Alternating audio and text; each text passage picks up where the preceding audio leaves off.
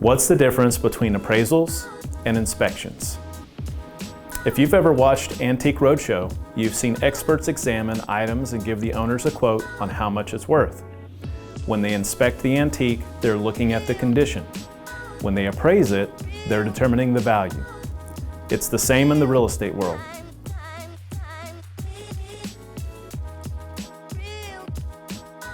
My name is Josh Halford with Cornerstone Home Lending, and today we're going to dive into the difference between an inspection and an inspection is used to determine what condition your potential home is in.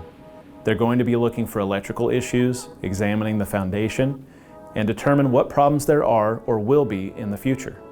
An appraisal is used to determine how much the home is worth. An appraiser is going to use factors like location, school districts, size of lot, and comparable homes in the area to determine the value of your home. This information is going to give your lending team the numbers they need to make sure that you have the funds to close on the home.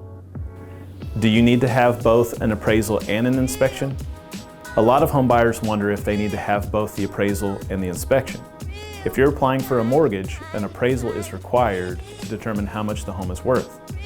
While the inspection isn't required, it's always a good idea to understand what condition your potential home is in. The appraisal and the inspection work together to ensure you're getting a home you'll love and is worth the investment. If you're interested in learning more about this process, reach out. I would love to answer any questions you may have, and you can shoot me a message, comment below, call my team at 918-884-7694. Thank you so much for watching this week's video, and I'll see you in the next one.